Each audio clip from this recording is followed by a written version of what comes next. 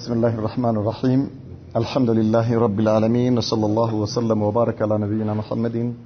وعلى آله وصحبه أجمعين أما بعد ባለፈው ባየነው ትምህርታችን ላይ ነብዩ መሐመድ ሰለላሁ ዐለይሂ ወሰለም በህይወት ዘመናቸው የነበሯቸው ሴቶች በአጠቃላይ እንዲሁም ደግሞ መጨረሻ ላይ እሳቸው ወደ አኺራ ሲሄዱ የቀሩት ሴቶች እነማን እንደነበሩ አይተናል። ስንት ነበሩ ብለናል? አብደላ አይዋ 11 አህሰንት 11 ነበሩ። መሐመድ ነብዩ መሐመድ ሰለላሁ ዐለይሂ ወሰለም ወደ አኺራ ሲሄዱ ስንት ነበሩ የቀሩት ብለናል? እኔ ነው የምጠይቀኝ? አንነበርክም? እሺ 9 ነበሩ ብለናል። በህይወታቸው እያሉ የሞቱት ስንት ናቸው? ይሄ በጣም ቀላል ነው አይደል? በቁጥር ቀላል ነው። ስንት? ማን ነው ወንድሜ? ማን ነው ስንት? ኮፍያን አውጣ ወደዛ። አይዋ ችግር የለም ኮፍያ አብሽ። ስንት ነበሩ በህይወት እያሉ የሞቱት? 9 እኔ ማን ነው ስምህ? عبد الحق الله اكبر لا اله الا الله ኢደን ከኛ ጋር ሆነሽ ምክንያቱም እዚህ መልስ ቀላል ነው። አጠቃላይ ስንት ነበሩ ተብሏል? 11 እየሰማህ ከሆነ ማለት ነው። ሌላ ነገር እንዳትሰማሽ። አግብታል? ይሄ ቤት ጣጣ አስቸግረው እንዳይሆን። طيب አጠቃላይ ስንት ነበሩ? 11 ነብዩ መሐመድ ሰለላሁ ዐለይሂ ወሰለም ወደ አኺራ ሲሄዱ የቀሩት ስንት ነበሩ ብለናል? 9 ስንት ቀረ? ስንት? አብዱልሐቅ ሁለት። ታዲያ በጣም ቀላል ነው። ለዚህ እኮ ነው በጣም ቀላል ነው ያለው። طيب ሁለት ነበሩ ነብዩ መሐመድ ሰለላሁ ዐለይሂ ወሰለም በህይወት እያሉ ወደ አኺራ የሄዱት። እሺ ማንና ማን? ከመሐመድ ጎን ማን ነበር ስሙ? ሱልጣን ማን ነው ስሙ? አንተ አብዱል ዋሂድ። ማንና ማን ናቸው በህይወት እያሉ ወደ አኺራ የሄዱት? ያ ሰላም አንበሳ። አይዮ ዘይነብና አስተግፍሩላህ አስተግፍር የሚከብደውን መልሰ ይሄ በጣም የሚገርም ነው። አብዱል ዋሂድ በጣም ያሳዝናል። ከባዱ አንዳንዴ እንደዚህ ጎበዝ ተማሪ በጣም ከባድ ጥያቄ ይመልሳል፣ በጣም ቀላል ጥያቄ ደግሞ ይሳሳታል። አረጅላል የሚገርም ነው። ሱብሃንአላህ ሙምታዝ ኸዲጃ አብዱል ዋሂድ አስተግፍሩላህ። እሷ ወደ አኺራ እስክትሄድ ድረስ ሌላ አላገቡም አላልንም እንዴ? ታዲያ እንዴት በጣም ቀላል ጥያቄ። ኢዳን ነብዩ መሐመድ ሰለላሁ ዐለይሂ ወሰለም አጠቃላይ 11 ሴቶች ነበሯቸው። ከዚያ ውስጥ ሁለቱ እሳቸው በህይወት እያሉ ወደ አኺራ ሄደው 9ኙ ከእሳቸው በኋላ ነው ወደ አኺራ የሄዱት ብለናል። ይሄ ኻሲያ ነው፣ የነብዩ መሐመድ ሰለላሁ ዐለይሂ ወሰለም ኻሲያ ነው ማለት ነው። ለሙስሊሞች ተዓዱድ የሚፈቀደው ወይ ደግሞ ከሴቶች ማግባት የሚፈቀደው እስከ 4 ድረስ ብቻ ነው። ይሄ እሳቸው የነብዩ መሐመድ ሰለላሁ ዐለይሂ ወሰለም ኻሲያ ነው ማለት ነው። 11 የሚለው ኻሲያ ነው እንደው መጨረሻ ላይ 9 የነበረው ማለት ነው። ይሄ ማለት አንተ በህይወት እያለ ከ4 ሴት በላይ በአንድ ጊዜ ማኖር አትችልም ማለት ነው እንጂ አጋጣሚ ሆኖ አላህ ያምጣው እንጂ እየሞተበት አንድ ሰው ወይ ደግሞ በተለያዩ ምክንያቶች እያገባ እየፈታ ምናልባት እስከ ብዙ ሊሄድ ይችላል ማለት ነው። አንዳንድ አባቶች እስከ 20 እስከ 30 የሚሄዱ አሉ፣ እስከ 15 እዚህ መልኩ ምን እየሆነ ወይ ይፈታሉ ወይ ደግሞ እየሞቱባቸው ያገባሉ። ነገር ግን አንድ ወንድ በህይወቱ እያለ በእስልምና ከ4 ሴት በላይ ማግባት አይችልም። ምን ማለት ነው? መሰረት አንድ ላይ ማለት ነው። በአንድ ጊዜ እሱ እያለ በህይወት ሴቶቹም በህይወት እያሉ የሱ ባለቤቶች ሆነው በኒካህ ከ4 በላይ አይፈቀድም። 4 ሴት ብቻ ነው አንድ ላይ ማድረግ የሚቻለው ማለት ነው። ወለኩል ያህል እስልምና ይሄንን ተዓዱድ ፈቅደዋል። አዎ ፈቅደዋል።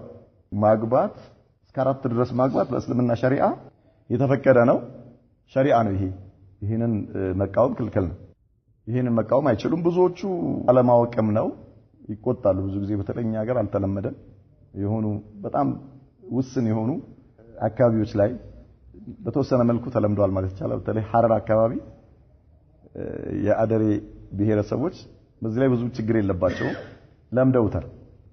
ያጎት ልጅ ማግባት የሚባል ነገር ከዛሊክ ይሄ ተዓዱድ አንድ በላይ ማግባት የተለመደ ነው። ሌሎቹ ጋር ያው በጉልበት ነው አይቀበሉትም ሴቶቹ። ግን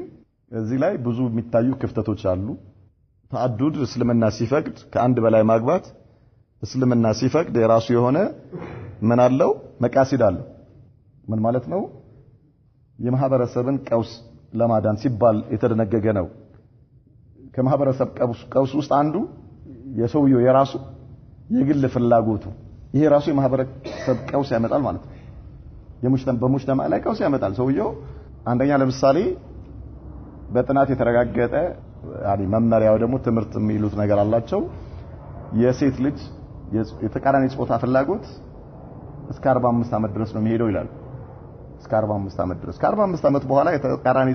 ጾታ ፍላጎቷ እየሞተ ይሄዳል። የወንዱ የተቃራኒ ጾታ ፍላጎት እስከ 70 ዓመት ድረስ ይሄዳል ይላል። እስከ 70 ዓመት ድረስ ታዲያ ምን ሊሆን ነው? ከ70 45 ሲቀነስ ስንት ይቀራል? 25 ዓመት ሙሉ ምን ሊሆን ነው ሰውየው? ኢስላም ይሄንን ባይደነግግ ኖሮ ማለት ማህበራዊ ቀውስ ይመጣል። ስለዚህ ምን ሆነ? ተዓዱድ ተፈቀደ ማለት ሰውየው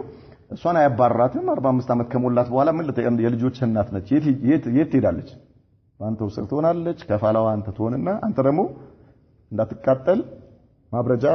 ተፈቅዶልሃል ማለት ነው። طيب هذا ايش من سماحه الاسلام። ሌላኛው ሴት ልጅ ለምሳሌ ማትወልድ ሴት ልጅ ትኖራለች ማለት ነው። መሃን የሆነች ሴት ልጅ እቺ ሴት መጀመሪያ ካወቅ ምናልባት መብትህ ነው፣ ግን እንደ እስላም አይመከርም። መሃን የሆነችን ሴት ማግባቱ አይመከርም። የምትወልድን ሴት አግቡ አሉ ነብዩ መሐመድ ሰለላሁ ዐለይሂ ወሰለም። ወላድ የሆነች የምትወደድ የሆነችን ሴት አግቡ፣ እኔ የቂያማ ቀን እፎካከርባቸዋለሁ ብለዋል በኡመት ብዛት። ስለዚህ የምትወልድ ወላድ የሆነችን ሴት ነው እስላም ሰዎች እንዲያገቡ የሚመክረው። ነገር ግን አጋጣሚ ሳታቅ አገባሃት በኋላ አትወልድም፣ መፍታት መብት አለ። እስልምና ኒካህ እንደሚፈቅደው ሁሉ ጠላቅም ይፈቅዳል። ባብ አስቀምጦለታል ማለት ራሱ የቻለ ባብ አለ፣ ወይ ደግሞ ኪታብ እንደው ሙሉ ኪታቡ ጠላቅ ይዘን ይቻላል። ነገር ግን አንተ እሷን ሳትፈታ ሌላ ማግባት ትችላለህ። ልጅም የምትወልድልህ ከዛሊክ እሷንም ደግሞ ምን ታረጋለህ? ከፋላ ታረጋለህ ማለት ነው። ከዛሊከ ለምሳሌ አንድ ሴት ባለቤቷ ይሞታል። ባለቤቷ ሲሞት ልጆቹ የቲሞች ይሆናሉ ማለት ነው። የቲም ማሳደግ ሊከብዳት ይችላል ሴት። እቺን ሴት አንተ አግብተህ ልጆቹን ከፋላ ብታረግ በጣም የተወደደ ነው። የተለያዩ ምኖች እንዳይመጡ ቀውሶች እንዳይመጡ ማለት ነው። ከዛሊክ አኺሩ ዘመን ላይ የወንዶች ቁጥር ይበዛል፣ የወንዶች ቁጥር ያንሳል፣ የሴቶች ቁጥር ይበዛል። ወንዶች ስሜት እንዳላቸው ሁሉ ቅድም እንዳልነው እስከ 70 ዓመት ይሄዳሉ ለማለት የሴቶቹ እስከ 45 ዓመት ድረስ ይሄዳል። ስለዚህ አንድ ሴት ፍላጎት አላት፣ የተቃራኒ ጾታ ፍላጎት አላት። ሙስሊሞቹ ወይም ደግሞ ወንዶቹ ቁጥራቸው አነስተኛ ሆኖ ሴቶቹ ከበዙ ሁሉም ምን አላቸው? የተቃራኒ ጾታ ፍላጎት በውስጣቸው አለ አይደል እንዴ? ስለዚህ አንድ ወንድ በአንድ ሴት ላይ ብቻ ነው መሆነው ካለ ምን ይፈጠራል? ማህበራዊ ቀውስ ይፈጠራል ማለት የተለያዩ ነገሮች ፈዋሂሾች ይበዛሉ። እነዚህ አይነት ነገሮች እንዳይበዙ ምን ሆነ? እንደውም በጥናት የተረጋገጠው ይላሉ አንድ ወንድ 4 ሴት ቢያገባ ባላንስ ይሆናል ነው የሚሉት። ባላንስ ይሆናል ሁሉም ማለት ነው። ቢያገባ ባላንስ ይሆናል። በጣም የሚገርመው አሁን እነሱ የደረሱበት ነው። ይሄ እስላም ከ1400 ዓመት በፊት ተቅሪር ያደረገው ህግ ነው። طيب ኢዘን እንደነዚህ አይነት መሳሊህ አማ የሆኑ ነገሮችን ለማስገኘት ሲባል ነው የእስላሙ ሸሪዓ ይሄንን የደነገገው። ይሄን ሲደነግግ ከመደንገጉም ጋር ተዓዱድ ከመፈቀዱ ጋር ተሽሪዕ ከመደረጉም ጋር ከዛሊክ አብሮ ምን አስቀምጧል? ኢስላም ዝም ብሎ በሩን ክፍት አላደረገውም። ገንዘብ ስላለህ ብቻ አግባ አይደል፣ ወይ ደግሞ ሸህዋ ምናል በአንድ ሴት የማይቆም ስለሆነ ብቻ አግባ አይደለም የተባልከው ማለት ነው። ስታገባ ሌሎች አንተም ላይ ደግሞ ቁዩዶች ተደርጎብሃል። አንደኛ መቅሰዱ ምንድነው? አንተ የምታገባበት ብዙ ወንዶች ለበቀል ነው የሚያገቡት። ሐራም ነው ለበቀል ብሎ ማግባት ማለት ነው። ምን ማለት ነው ለበቀል ብሎ ማግባት? ሚስትህ ታበሳጫለች በሆነ ነገር ማለት ነው። ታናዳለች፣ ወይ ሰራልሻለሁ ትላታለህ። ምን አድርጌ ሌላ ግብቼ ሰራል አሳይሻለሁ። ያ اخي ለምን እንደምትበቀላት? ጠላትህ አይደለችም እኮ የህይወትህ ከፋይ፣ የልጆችህ አሳዳጊ፣ የኢማንህ ግማሽ ነች። ይዛለ ለምን ነው በቀል አስለን? ለምን አስፈለገ በቀል? ለመበቀል ብሎ ማግባት በእስልምና ክልክል ነው። በዚህ ንያ ካገባህ ምናልባት ወንጀል ውስጥ ነው የምትገባው። አይይ ቅድም ላልናቸው ለተለያዩ መሳሊህ አማ ነገሮችን ለማስገኘት ብለህ ካገባህ አጅር ታገኛለህ በሌላው ነገር ሲቀር በማግባት በንያ ብቻ አጅር ታገኛለህ ነገር ግን እንዲህ የሆነ እሷን ለመበቀል እኔ እንዳናደደችኝ ሁሉ እሷንም አናዳታለሁ እሷን ታናደድ ትችላለች የታወቀ ነው ይሄ ነብዩ መሐመድ ሰለላሁ ዐለይሂ ወሰለም የመጨረሻ አደራቸው ነበር ሰላትና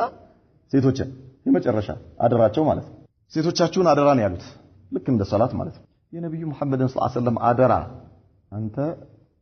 እንዴት ልትበቀል ትፈልጋለህ እንዴት ልታቃጥል ትፈልጋለህ እንዴት ልታናድድ ትፈልጋለህ አንተ እኮ የበላይ ስለሆንክ ነው አደራ የተባልከው እሷ ደካማ ስለሆነች እኮ ነው የእሷ ነገር አደራ ያለው ነብዩ መሐመድ ሰለላሁ ዐለይሂ ወሰለም ስለዚህ ይሄ አይፈቀድም በዚህ አይነት ስሜት ማለት ነው እንዲህ አይነት ስሜት አይፈቀድም ከذلك አድል ያስፈልጋል አድል ግድ ነው አድል ማለት የተለያዩ የምታረጋቸው ነገሮች ማለት ነው እሷን ካገባህበት ጊዜ ጀምሮ የምታረጋቸው ነገሮች መሰረታዊ ፍላጎቶችን በማሟላት በመጠየቅ የተለያዩ ነገሮችን በማድረግ በተለያዩ ነገሮች ላይ ሚዛናዊ መሆን ግድ ይላል ሌላው ሁለተኛ ሰዎች ብዙ ጊዜ ተአዱድ ላይ ተሃውን የሚያደርጉበት ነገር ሁሌ እናያለን ማለትም ከልምድ የምናቀው ነገርን ብንወስድ በጣም የሚገርመው የመጀመሪያ ሚስት ለማግባት ሰዎች በጣም ይጨነቃሉ በጣም ያስባሉ በጣም ብዙ ፕሮግራም ያወጣሉ ብዙ ያያሉ ብዙ ይመርጣሉ በጣም ብዙ ነገር ያደርጋሉ ነገር ግን በአብዛኛው ተአዱድ ሁለተኛ ሚስት የሚያገቡ ወንድሞች ትንሽ በርስቅ የተሻለ ደረጃ ላይ ሲደረስ ነው ምክንያቱም አንተ ማስራብ የለብህም ቆንጆ ነው ይሄ መሆንም አለበት አቅም ስለሚፈለግ ማለት ነው ስለዚህ ምንድነው የሚሆነው ልክ ይሄ አቅም በሚመጣበት ጊዜ መንገድ ላይ የሆነችን ሴት ድንገት ካየ እቺ ሴት ልታመልጠኝ አይገባም ብሎ ወዲያውኑ ይወስናል ብዙ ጊዜ ሁለት የሚያገቡ ሰዎች ማለት ነው እንዲህ አይነት ውሳኔ ነው በጣም ፈጣን ውሳኔ ይወስናሉ ተአዱድ ላይ የመጀመሪያው ላይ አበደን 2 አመት 3 አመት ሊቆይ ይችላል የመጀመሪያው ላይ እኮ ዋጅብ ሆኖበት ሊሆን ይችላል ነገር ግን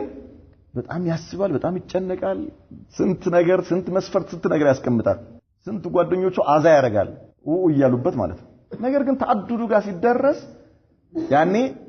ማን ነው የሚወስነው ኪስ መወሰን ይጀምርና ወዲያውኑ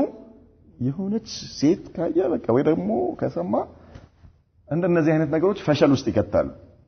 ስለዚህ ምን ያስፈልጋል መቃሲዱን ማወቅ ግድ ይላል ማለት ነው መቅሰድ ሸሪዓ ለተአዱድ ለምንድን ነው ሸሪዓ በእስልምና ተአዱድ የተፈቀደው ማለት ከአንድ በላይ ማግባት ማለት ነው ተአዱድ ማለት ሌላ አይደለም ከአንድ በላይ ማግባት የተፈቀደበት እስከ 4 ምክንያቱ ምንድነው ከተባለ ቅድም ያየናቸው በጥቂቶቹ ከተፈቀደባቸው ምክንያቶች ውስጥ ናቸው ስለዚህ ንያን ማስተካከል ግድ ይላል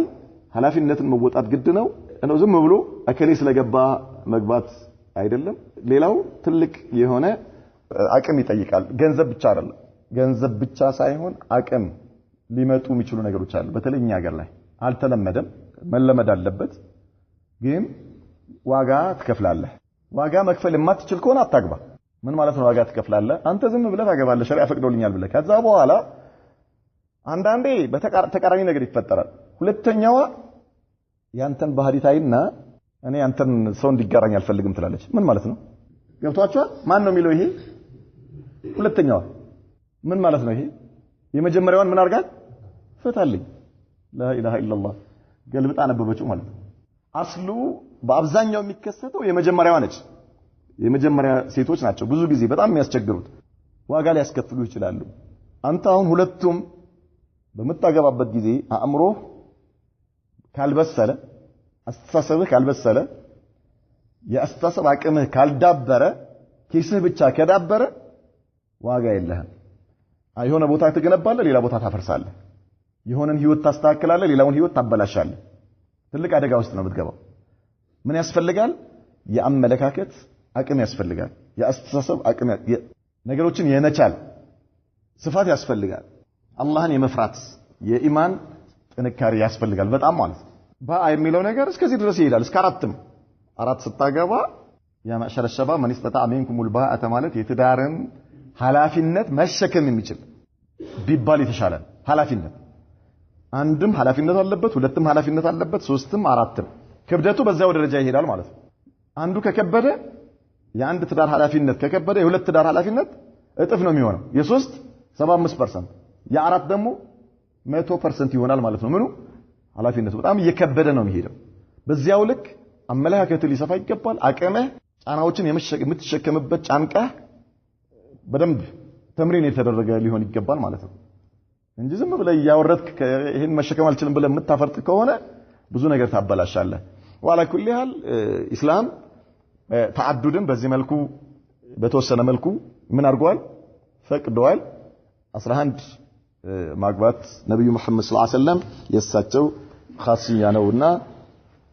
ከዛ በላይ ከአንድ በላይ ማን ነው ከአራት በላይ በእስልምና አንድ ወንድ ልጅ በኒካህ በአንድ ጊዜ ሰብስቦ ማኖር አይቻልም ኢዳን ዛሬ ኢንሻአላህ ስለ ልጆቻቸውና ስለሳቸው ኸልቅና አኽላቃቸው ማለት ነው አውላዱሁ ሰለላሁ ዐለይሂ ወሰለም ልጆቻቸው ማለት ነው የነብዩ መሐመድ ሰለላሁ ዐለይሂ ወሰለም ልጆች تقدم أن جميع أولاده صلى الله عليه وسلم من خديجة إلا إبراهيم ባለፈው እንዳልነው ስለ ኸዲጃ ስናወራ ሁሉም ልጆቻቸው ከሷ ነበር ያገኙት ከኸዲጃ ማን ሲቀር ኢብራሂም ሲቀር ማለት ነው ከማርያ ነው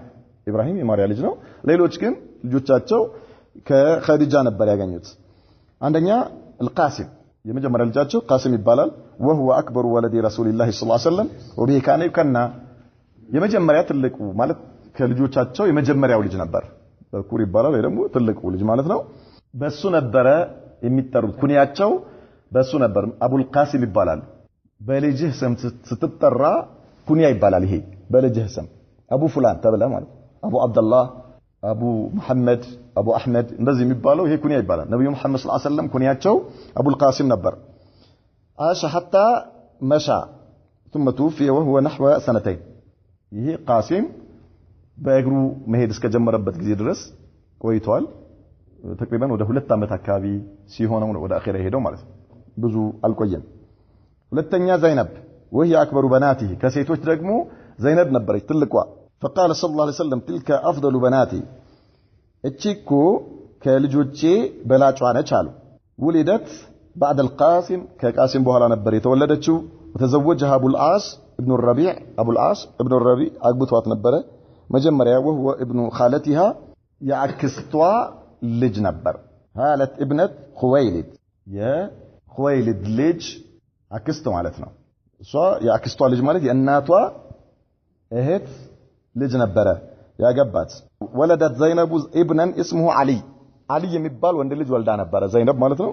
وبنتا اسمها امامه ሴት ልጅም ወልዳ ነበረ ስሟ ኡማማ ይባል ነበር وهي التي كان رسول الله صلى الله عليه وسلم يحملها في الصلاه እቺ ኡማማ የምትባለዋ የዘይነብ ልጅ ነበረ ነብዩ መሐመድ ሰለላሁ ዐለይሂ ወሰለም ሰላት በሚሰግዱበት ጊዜ ያነሱ ምን ያርጓት ነበረ ይሸከሟት ነበረ የልጃቸው ልጅ ነች ህፃን ነች ስታለቅስባቸው ማለት ሩኩዕ ሲያረጉ ያስቀምጧታል ከዚያ በኋላ ኢትዳል አድርገው ወደ ስጁድ ይወርዳሉ ከሁለተኛው ስጁድ ጨርሰው በሚነሱበት ጊዜ አንስተው ምን ያርጓታል ይሸከሟት ነበርና እቺ ኡማማ የዘይነብ ልጅ ነበረች هذا ይሄ ማለት ነው አንድ ሰው ህፃን ልጅ ይዘህ አንተ ወደ መስጂድ ብትመጣ ካለቀሰ እናትየውን ብትሆን አንስታ ማዘል ትችላለች በሰላት ላይ ይሄኛው ሐረካ ሰላት አያጠፋም የዚህ አይነቱ እንቅስቃሴ ምክንያቱም እዛ በተተዋትና በታለቅስ የምትሰግደው ሰላት የተወሰወሰ ነው የሚሆነው ስለዚህ ምን ታረጋለህ ታነሳለህ አንተም ወንድ ልጅ ይዘህ ብትመጣ ህፃን ልጅ ሲያለቅስ ዝም አትለውም ማለት ነው ምን ታረጋዋለህ ተሸከመው ሩኩዕ ስታረቅ ቁጭ ታረጋዋለህ ስጁድ ከዛ ሁለቱንም ስጁድ ጨርሰህ ስትነሳ ደግሞ ተሸከመዋለህ ካልሆነ ትከሻህ ላይ አድርገው ወይ ደግሞ ቀፈው በጎንህ ማለት ነው ወአላ ኩል ያል ይቻላል ይሄ ሰላት አያጠፋም ነብዩ መሐመድ ሰለላሁ ዐለይሂ ወሰለም የዘይነብ ልጅ በዚህ መልኩ ምን ያደርጉ ነበር ይሸከሟት ነበር አሁን አንዳንድ መስጂዶች ላይ በተለይ የተወሰኑ ሴት ልጆችን ወደ ወንዶች መስጂድ ይዘው ሲመጡ ይታያል ይሄ ነገር አስፈላጊ አይደለም ህፃናቶች በሸሪዓ ነው ማደግ ያለባቸው ሸሪዓን ያስተማርን ነው ማሳደግ ያለብን ማብሽ ካለ የ2 አመት ምናምን የ3 አመት ህፃን ልጅ ሆነ ችግር የለም አንዳንድ ተሚዝ የደረሱ ሴቶችን ወደ ወንዶች መስጂድ ይዘው ይመጡና በወንድ ሰልፍ ላይ ያቆሟቸዋል ተሚዝ ማለት 7 አመት 8 አመት ይሆናል ክልክል ነው አስለ አይቻል ልጆችን ሸሪዓዊ በሆነ መንገድ ነው የምናሳድጋቸው ማለት ሸሪዓን ያስተማርን ይሄ እኮ አይፈቀድም ብለን ልባቸው ወደዛ ወደ ሸሪዓ እንዲሆን ወንዶች ከወንዶች ጋር ሴቶች ከሴቶች ጋር እንዲለምዱ ማድረግ ግድ ነው ምናልባት ቀደም እንደተባለ የ2 አመት ህፃን ምናምን ማፍሽ ካል እነዚህ አይነት ህፃናቶች ገና ከሆኑ ማለት ገና የሆኑ የ2 አመት የ3 አመት ህፃን ግን ከዚያ በላይ 5 አመት 6 አመት የሆናቸው ህፃናቶችን ማስለመድ ነው خلاص አይ ሸሪዓን እየወደዱና እያወቁ እንዲያድጉ ማድረግ ያስፈልጋል توفيت زينب في اوائل سنه 8 بالمدينه بثمنتኛው ዓመተ ሂጅሪ አካባቢ ያው መጀመሪያው ማለት ነው መዲና ላይ ወደ አኺራ ሄደች። ሶስተኛ ሩቀያ ልጅ ወይም ደግሞ የዑስማን ልጅ 6ኛው ዓመቱ ላይ ዶሮ አይኑን ወጋው። ከዚያ ወንድ ዶሮ ማለት ነው አይኑን ወግቶት አጋጣሚ ሰበብ ሆኖ በዚሁ ሞተ ማለት ነው። ይሄ ህፃን ማተት ሩቅየቱ ወረሱሉላህ ሰለላሁ ዐለይሂ ወሰለም في بدر ሩቅያ ነብዩ መሐመድ ሰለላሁ ዐለይሂ ወሰለም በበድር ዘመቻ ላይ ያሉ ወደ አኺራ ሄደች። وجاء زيد ابن حارثة بشيرا الى المدينه زيد ነብዩ መሐመድ ሰለላሁ ዐለይሂ ወሰለም ወደ መዲና ላኩት የኡሁድ ዘመቻ የበድር ዘመቻ ላይ ድል እንደቀናቸው ለመዲና ሰዎች እንዲያበስር فوجدهم አገኛቸው የመዲናን ሰዎች قد سووا التراب على قبرها ልክ ሩቅያን ቀብረው ጨርሰው መሬት ቀብሩን ያስተካከሉ ይያለ ዘይድ ደረሰ። አራተኛ ኩልቱም አራተኛ ልጃቸው ኩልቱም ትባላለች። زوجها رسول الله صلى الله عليه وسلم عثمان بن عفان رضي الله عنه بعد وفاة رقية مرجعه من بدر ነብዩ መሐመድ ሰለላሁ ዐለይሂ ወሰለም ከበድር ሲመጡ ሩቅያ ሞታለች የዑስማን ባለቤት ወዲያውኑ ደግሞ እንደገና ኩልቱምን ሰጡት አጋቡት ማለት ነው በዑስማን ሁለት የነብዩ መሐመድ ሰለላሁ ዐለይሂ ወሰለም ሴቶች ያገባ ነው ولم تلد له شيئا አልወለደችለትም توفيت في شعبان سنة 9 من الهجرية ودفنت بالبقيع በ9ኛው ዓመተ ሂጅሪያ ላይ ሞታ በቂዕ ላይ ተቀበረች ኩልቱም። አምስተኛ ፋጢማቱ ابنة رسول الله صلى الله عليه وسلم أمستنيا فاطمة وهي أصغر بناته صلى الله عليه وسلم كاسيتوچ مጨረሻዋ ነበረች ትንሿ ማለት ነው ፋጢማ وأحبهن إليه والنبي محمد صلى الله عليه وسلم ከልጆቻቸው ሁሉ በጣም የምትወደድ የነበረች ነች وهي سيدة نساء أهل الجنة የጀነት ሴቶች አለቃ ነች فاطمة رضي الله عنها تزوجها علي بن أبي طالب رضي الله عنه بعد بدر كبدر ዘመቻ በኋላ علي እሷን አገቡ علي ابن ابي طالب فولد الله ابنين حسنا وحسينا حسنና ሁሴን የተባሉ ሁለት ልጆችን ወለደችላቸው ፋጢማ ለማን ለዓሊ ابن ابي طالب ማለት ነው وبنتين كذلك زينب وام كلثوم ሁለት ሴት ልጆችን ወለደች ፋጢማ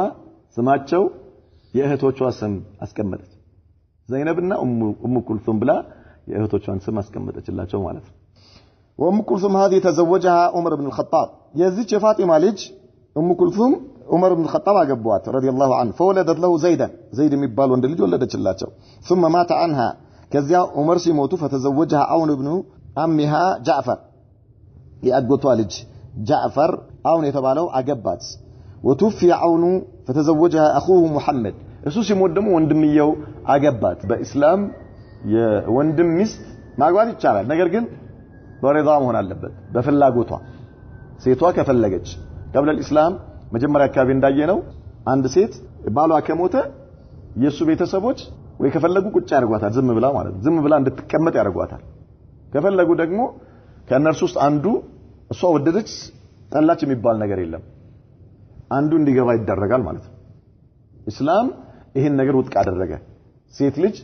ወራሽ ነች እንጂ ተወራሽ አይደለችም ባሏ ሲሞት ከንብረቱ ውስጥ መብት አላት ከፈለገች ወንድሙን ማግባት ትችላለች ከፈለገች ሌላ ባል ማግባት ትችላለች መብቷ ነፃ ነች ይሄ በሷ ፍላጎት ላይ የተመሰረተ ነው ስለዚህ እቺ የፋጢማ ልጅ ዘይነብ ዑመር ሞተ አሁን የተባለው የጃዕፈር ያጎቷ ልጅ አገባት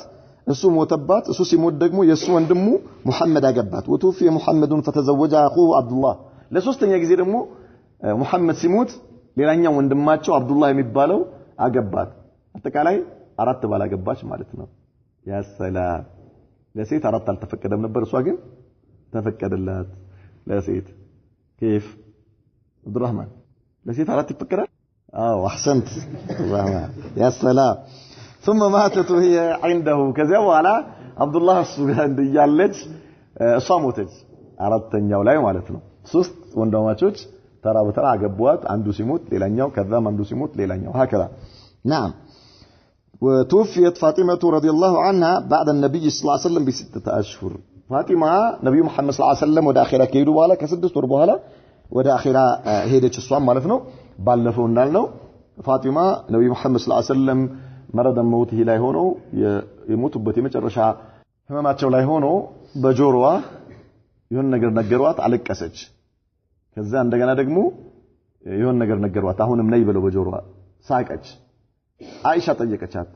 ምንድነው ያሳቀሽ ምንድነው ያስለቀሰሽ ምንድነው ብላ ጠየቀቻት ዝም አለች ነብዩ መሐመድ ሰለላሁ ዐለይሂ ወሰለም ወደ አኺራ ከሄዱ በኋላ ነገራት የመጀመሪያው ነገረቻት ማለት ነው መጀመሪያ ያለቀስኩት ነብዩ መሐመድ ሰለላሁ ዐለይሂ ወሰለም በጆሮዬ በዚሁ ህመሜ ነው ወደ አኺራ የሚሄደው አሉኝ በዚሁ ህመሜ ነው በመሞተው ብለውኝ በዛን ያለቀስኩት አለች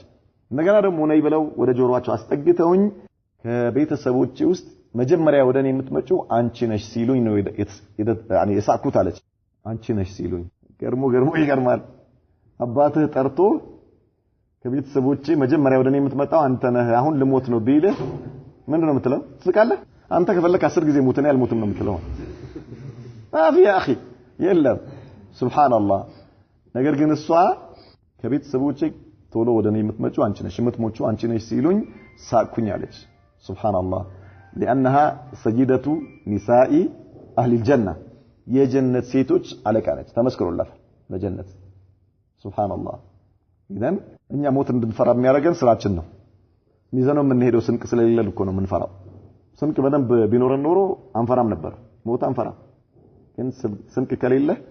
የሰራው ሀገር ከሌለ የሰራው ቤት ከሌለ እዛ የምትሄድበት ሀገር ላይ ትፈራለህ ሞት ትፈራለህ ሌላ ነገር እኮ አይደለም የሚያስፈራ ዛሬ ከኛ አንዳችን ጅዳ ላይ ለምሳሌ መኖሪያ ፍቃድ ገዝቶ ከዛ መንግስት የሳውዲ መንግስት ፈቅዶለት ትልቅ ቤት ፎቅ የሰራ ሰው እዚህም አዲስ አበባም አለው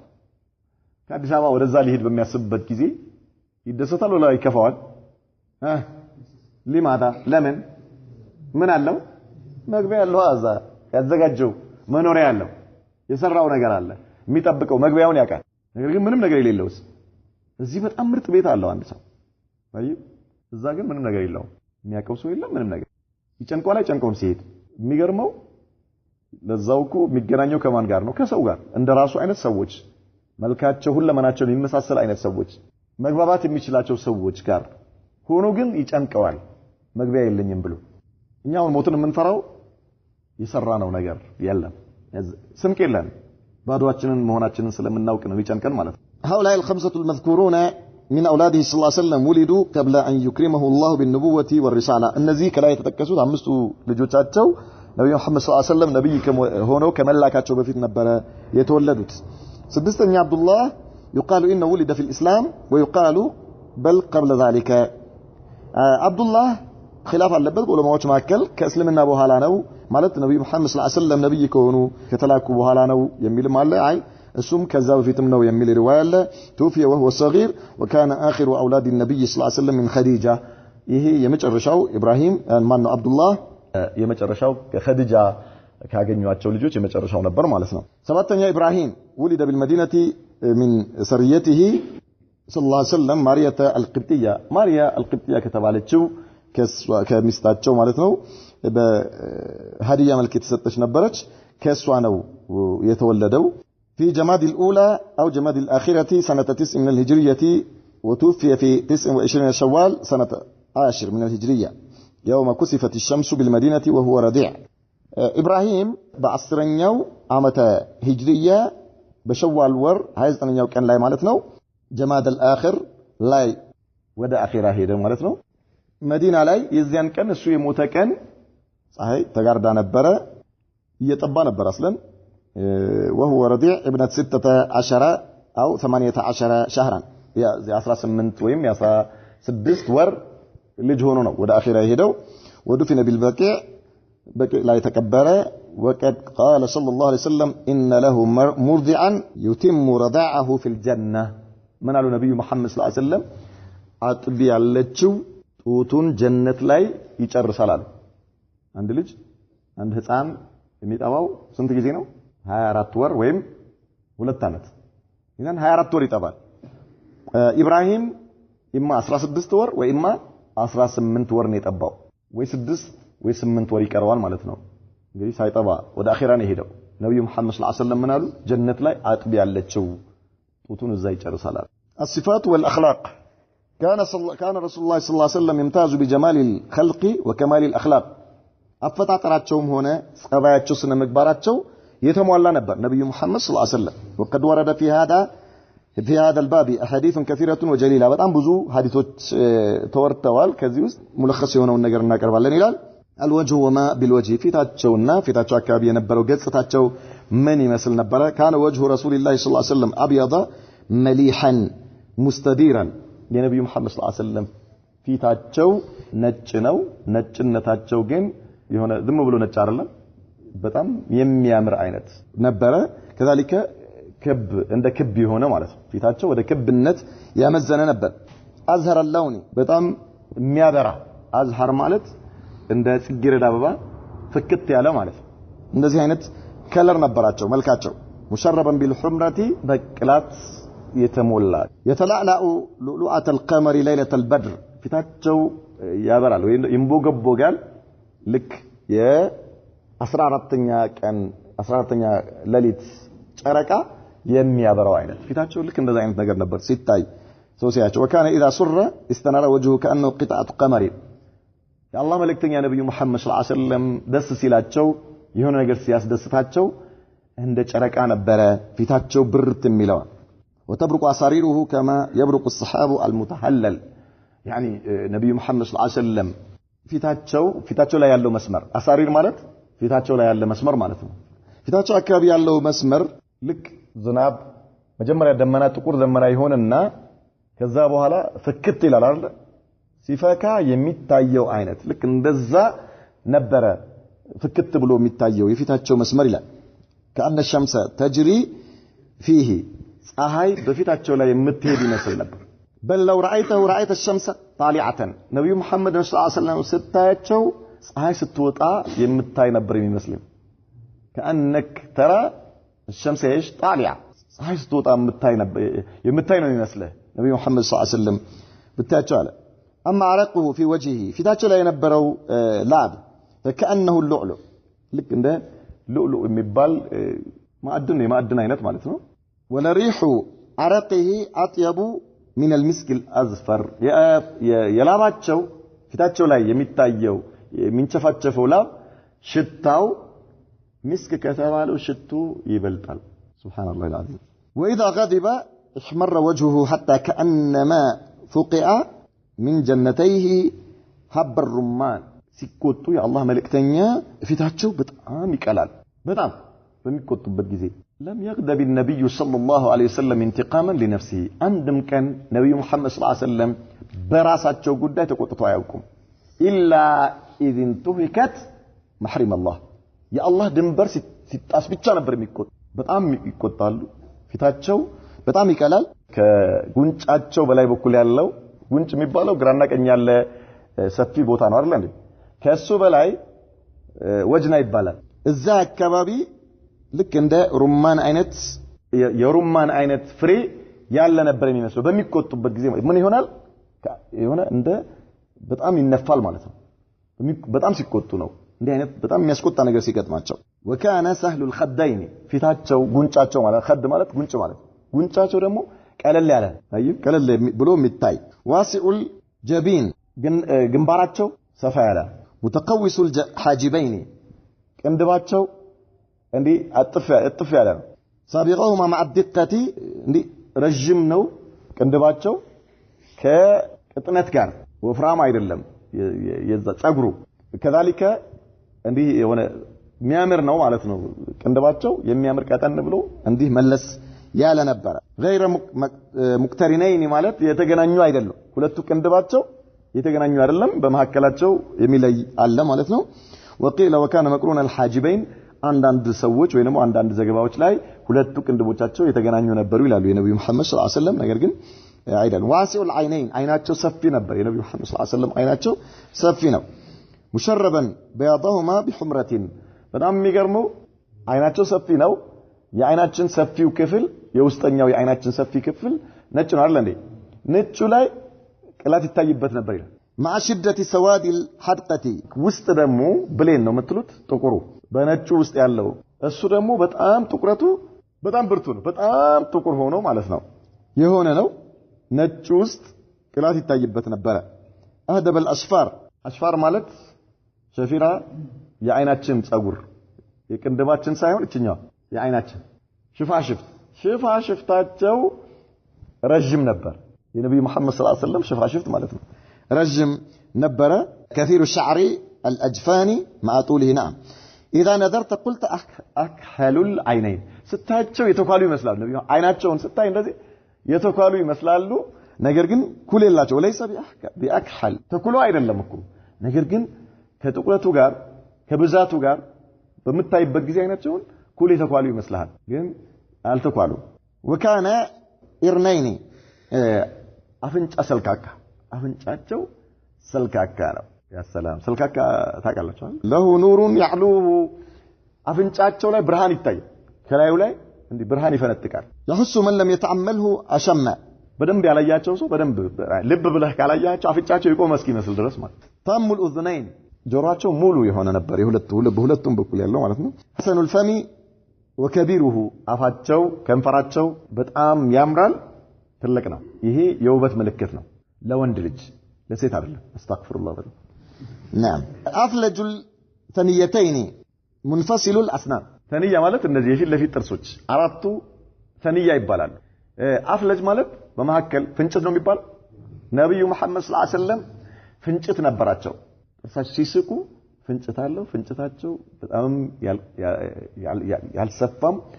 በጣም የሚያምር ማለት ያምራል በጣም براق الثنايا إذا تبسم تبدو أسنانه كأنها حب الغمام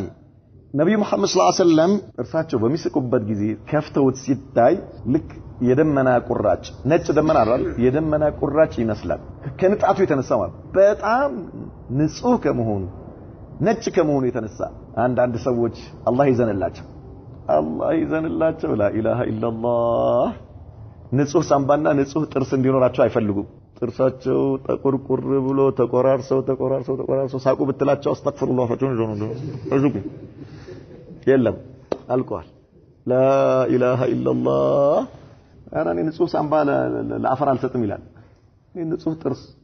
ታዲያ ምን ይሁን ተጎምዶ ምን ጎመደው እርጥብ ሰዓት نسأل الله سلامة والعافية الله يطبقه لا حول ولا قوة إلا بالله نبي محمد صلى الله عليه وسلم ጥርሳቸው ሲስቁ የነጭ ደመና ቁራጭ ይመስል ነበር በረዶ በጣም የሚያምር ማለት ነው نعم وكان فيها شنب ከጥርሳቸው ከፍንጭቱ ነጸብራቅ ይወጣ ነበር በሚስቁበት ጊዜ የሆነ ነጸብራቅ ታያለ ልክ ቅድም ፊታቸው ላይ ያለው የእንቁ አይነት ነገር ሲስቁም ምን ይሆናል ይንጸባረቃል ከፍንጭቱ ውስጥ የሚወጣ የሆነ ነጸብራቅ ነገር ታያለ فإذا تكلم رؤيا كالنور በሚናገሩበት ጊዜ ይሄ የሚወጣው ነጸብራቁ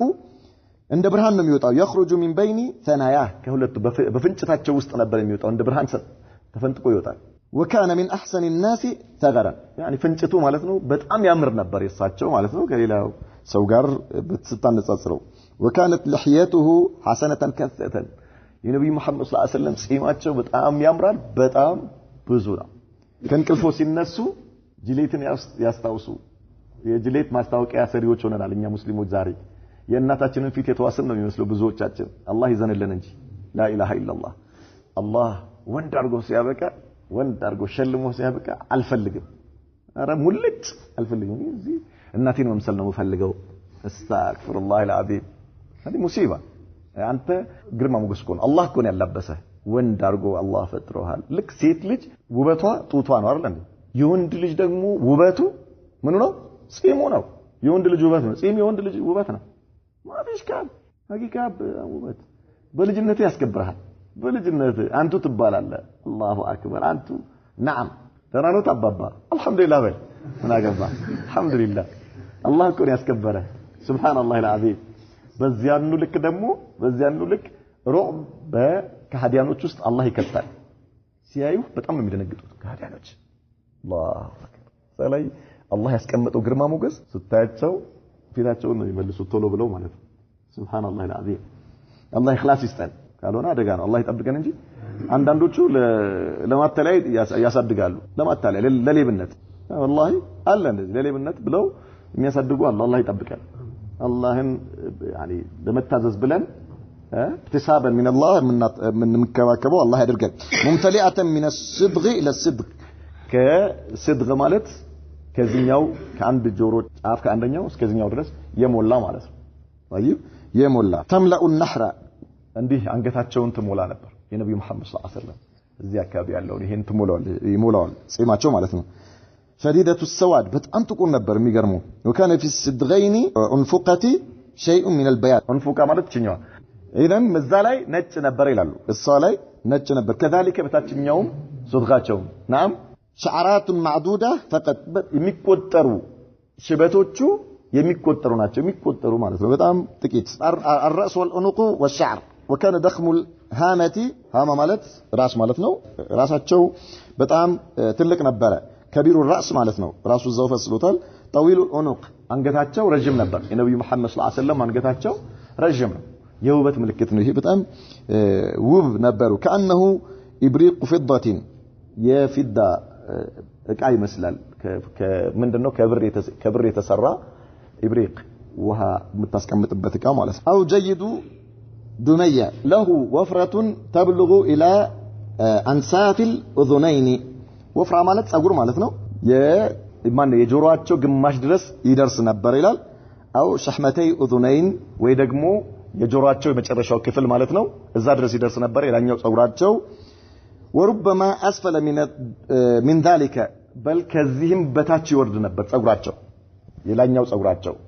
ከመሐከል ጸጉራቸው ربما تضرب المنكبين አንዳንዴ ጸጉራቸው የነብዩ መሐመድ ሰለላሁ ዐለይሂ ወሰለም ጸጉር የግራና የቀኝ በኩል ትከሻቸውን ይመታል ደግሞ እዛ ላይ ያርፍ ነበር ማለት ነው ጸጉራቸው ርዝመቱ وكان في شعر ناسيته ايضا بعض البياض በግንባራቸው በኩል ግንባራቸው አካባቢ ባለው ጸጉራቸው ላይ ሽበት ነበር ጣል ያደረገ ትንሽ ማለት ብዙ አይደለም ነበረባቸው ولكن قليل جدا بحيث لم يبلغ مجموع ما في رأسه ولحيته من البياض 20 شعرة نبي محمد صلى الله عليه وسلم ከፊት ለፊት ጸጉራቸውም ላይ የነበረው ሽበት እንፉቃቸው ላይ የነበረው ጺማቸውም ላይ የነበረው አጠቃላይ ቢቆጠር ከ20 ሽበት አይበልጥም ነበር يعني በጣም ውብ ነው በጥቁር ላይ ትንሽ ሽበት ሲኖር በጣም ነው የሚያምረው ማለት ነውና ይሄ በጣም የውበት ምልክት ነው وكان في رأسه شيء من الجعودة ማለት በጸጉራቸው ላይ ትንሽ የሆነ የተሰበሰበ ጠንከር ያለ ጸጉር ይታይበት ነበር التواء خفيف يعني قلل عليه مياز وكان يرجل رأسه ولحيته غبا ጸጉራቸውም ሆነ ጺማቸውን ነብዩ መሐመድ ሰለላሁ ዐለይሂ ወሰለም አንዳንዴ ነበር የሚያበጥሩ ሁሌ በየቀኑ አይደል አንድ ቀን ያበጥራሉ ሌላ ቀን ተውታል ከዛ እንደገና ያበጥራሉ ወሃከዛ በየቀኑ አይደለም ማለት ነው በቀን 3-4 ጊዜ መስታወት ፊት ቆመህ ጸጉርህን እየነቀልክ አትጨርስ اترك يا اخي ሁሌ አንተ ብዙ ጺም ስለሌለህ ነው እንዳትሉኝ እሺ ويفرق من وسط الراس ነብዩ መሐመድ ሰለላሁ ዐለይሂ ወሰለም ጸጉራቸውን ከአናታቸው የጭንቅላታቸው እኩል ላይ ማለት ነው መሃል ለመሃል ግራና ቀኝ ይከፍሉት ነበር ጸጉራቸው ሲያበጥሩ ማለት ጸጉራቸው እስከ ትከሻቸው ድረስ ይደርስ ነበር ብለናል ነገር ግን አንድም ቀን ነብዩ መሐመድ ሰለላሁ ዐለይሂ ወሰለም አንድም ቀን ጸጉራቸውን ባዶ አድርገው ወጥተው አያውቁ አንድም ቀን አበደን አንድም ቀን ወጥተው አያውቁ አመኢማ አላቸው አመኢማቸውን ለብሰው በዚህ መልኩ ካሳመሩት በኋላ ንጹህ ካደረጉት በኋላ አመኢማቸውን ለብሰው ነው የሚወጡት አረ አንዳንድ ሰዎች ሌላ ከነብዩ መሐመድ ሰለላሁ ዐለይሂ ወሰለም ምንም ነገር የወረሱት አይመስልም እቺን ብቻ ይመስላል ጸጉራቸውን ሁለት ቦታ ይከፍላል ከዛ በኋላ ባዶ ይሄ ከሴት ጋር ነው የምትመሳሰለው ይሄ ከሴት ጋር መመሳሰል ነው ጸጉርህን ሁለት ቦታ ከፍለህ ትከሻህ ላይ አስተኝተህ መሄድ የነብዩ ሱና አይደለም ጸጉር ማሳደግ ትችላለህ ነገር ግን ካሳደግ ተንከባከበዋለህ ከዚያስ ስትወጣ ተሸፍናለህ አበደን ማዲ ስትሸፍን አመኢማ ጠምጥመህ ኮፍያ አድርገህ ነው እንጂ ዝም ብሎ ብቻ የተወሰነች ነገር ይዞ ማለት አያስፈልግም نكتفي بهذا ان شاء الله ነገ እንቀጥላለን هذا صلى الله وسلم وبارك على نبينا محمد وعلى اله وصحبه وسلم